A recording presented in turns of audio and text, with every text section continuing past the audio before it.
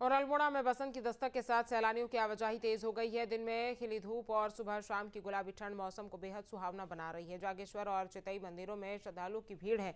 वहीं नगर से लगी हिमालयी पर्वत के लंबे श्रृंखला और ब्राइड एवं कॉर्नर को निहारने के लिए पर्यटक अल्मोड़ा पहुंच रहे हैं। शाम को पर्यटकों को विंटर लाइन निहारते हुए देखा जा सकता है। साफ मौसम में नंदाकोट और त्रिशूल के दर्शन लोगों को मंत्रमुग्ध कर रहे हैं।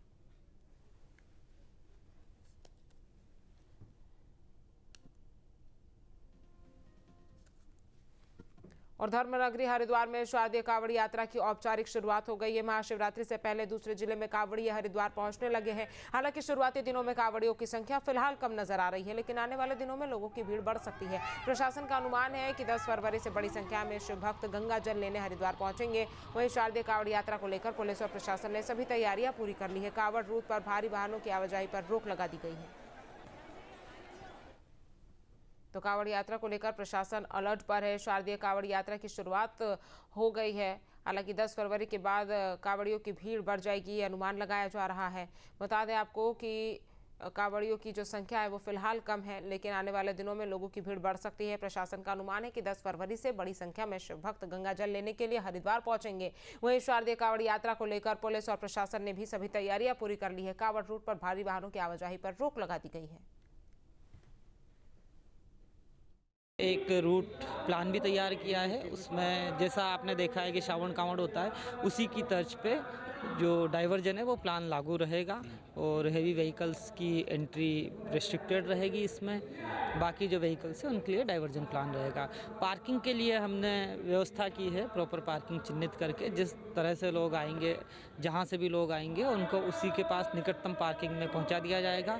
पार्किंग कितनी भरी है, कितनी खाली है, उसको हम ड्रोन से मॉनिटर करेंगे। एआई और सीसीटीवी इन सब का हम तकनीकी का भरपूर उपयोग करना चाहते हैं, इसीलिए हम सीसीटीवी से मॉनिटर भी करेंगे, क्योंकि ये एक फोर्स मल्टीप्लायर की तरह यूज़ करता है। लिए हमने एनएचआई से बात कर रखी है और बिल्कुल उसी तरीके से होगा जिससे किसी को कोई समस्या ना हो।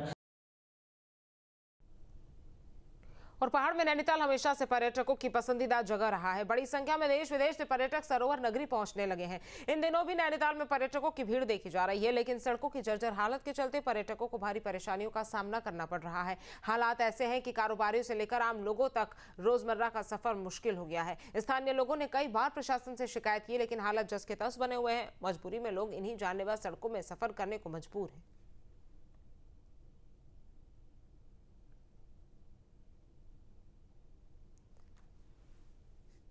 सड़कों की स्थिति आप देख सकते हैं, जस की तस बनी हुई है। कई बार स्थानीय लोगों ने प्रशासन से इसकी शिकायत की है, लेकिन फिर भी कोई सुनवाई नहीं हुई है।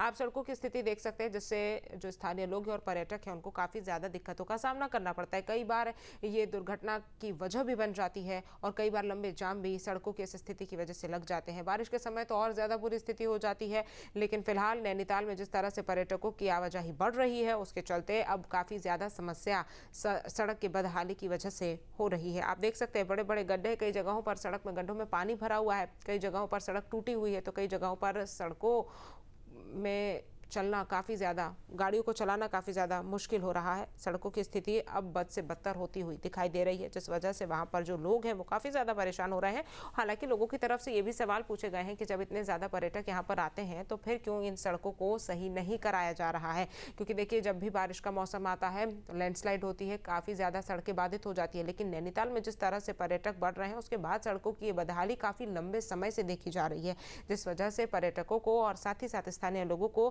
काफ़ी ज़्यादा दिक्कतों का सामना करना पड़ता है।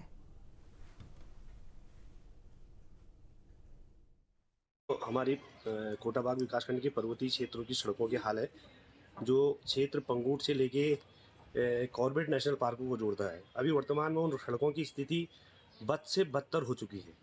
इस संबंध में हम जिलाधिकारी महोदय से भी मिल चुके हैं। उन्होंने भी हमें आश्वासन दिया था कि सड़कों के हालातों को जल्दी ठीक कर दिया जाएगा, लेकिन उनकी कथन के अनुसार भी किसी भी सड़क में अभी तक सुधार कार्य नहीं हो रहे हैं। सड़कों पर जगह जगह गड्ढे हैं, बरसात में आए हुए मलबे को भी नहीं हटाया गया है। हमारे देवीपुरा शौड़ मोटर मार्ग के संबंध में एवं पर्वतीय क्षेत्र के अन्य सड़कों के संबंध में हमने बीडीओ कोटाबाग महोदया के माध्यम से भी जिलाधिकारी को ज्ञापन दिया था। उस पर भी कोई उचित कार्रवाई नहीं हुई।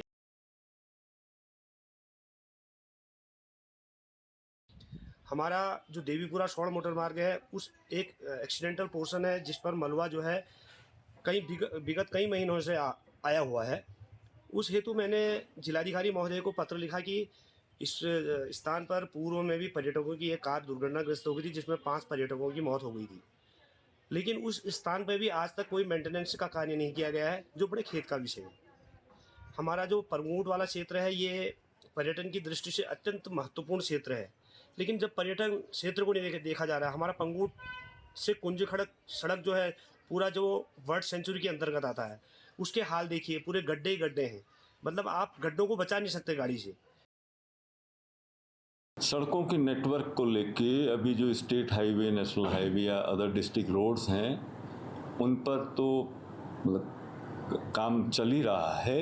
जो विलेज रोड्स हैं या जो हमारे वैकल्पिक मार्ग हैं या कंजेशन की स्थिति में जिनको हम लोग रिंग रोड की तरह इस्तेमाल कर सकते हैं, तो उन सड़कों के रखरखाव के लिए, अनुरक्षण और मरम्मत के लिए जो हमारे अधीक्षण अभियंता हैं पीडब्ल्यूडी के, उनसे ये कहा गया है कि उनका वाइडनिंग होनी है या उनका मेटलिंग होनी है।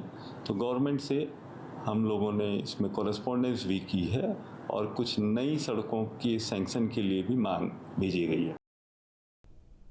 और हिमालय जैसे उच्च पर्वतीय क्षेत्रों में मौजूद झीलों की गहराई और आयतन का सटीक अनुमान लगाना हमेशा से वैज्ञानिकों के लिए बड़ी चुनौती रहा, लेकिन अब ये चुनौती कम होने वाली है क्योंकि IIT रुड़की के शोधकर्ताओं ने सैटेलाइट आधारित एक खास एल्गोरिथम विकसित की है। नया एल्गोरिथम हिमालयी क्षेत्रों में मौजूद झीलों की गहराई और आयतन का आकलन करेगा और इस तकनीक की सबसे बड़ी खासियत यह है कि इसके जरिए ग्लेशियर लेक आउटबर्स्ट फ्लड यानी कि GLOF जैसी प्राकृतिक आपदाओं का पूर्वानुमान भी लगाया जा सकता है।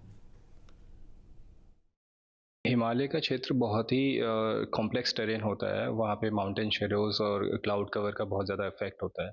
तो इन सब चीज़ों को ओवरकम करना सैटेलाइट इमेजरीज में काफ़ी डिफ़िकल्ट होता है क्योंकि उनका ऑलरेडी टेम्पोरल रिजोल्यूशन, जो कि एक सैटेलाइट इमेज दूसरे टाइम पे कितनी जल्दी कवर कर पाएगी, उनका टेम्पोरल रिजोल्यूशन कम होता है, काफ़ी कम होता है। तो इसमें एक भी विद इन ईयर 1-2 इमेज भी मिल पाना मुश्किल होता है। और क्लाउड कवर है, माउंटेन शेडोज़ है और अदर आइसबर्ग्स और other snow cover related problems को हमने चैलेंजेस को उसको एलिमिनेट करते हुए ये ग्लेशियर लेक्स की मैपिंग की है। और अल्मोड़ा में पीपल और बरगद की अनोखी शादी हुई। वैदिक मंत्रोच्चार के बीच दो पेड़ एक दूजे के हो गए, मंगल गीते गाए गए, बैंड बाजे, ढोल दिमाओ की थप और डीजे पर बारातियों ने जमकर नृत्य किया। बच्चे से लेकर बूढ़े तक इस अनोखी शादी के गवाह बने। सनातन परंपराओं के अनुसार मंगल गीतों के बीच पुरोहित ने मंत्रोच्चारण कर फेरे कराए। हर जगह इस अनोखे विवाह की चर्चा है। पूरी दुनिया को चिपको आंदोलन और मैती परंपरा से पर्यावरण संरक्षण का संदेश देने वाले उत्तराखंड के अल्मोड़ा जिले के लमगड़ा ब्लॉक के दूरस्थ गांव सनोली से एक और खबर सामने आई है।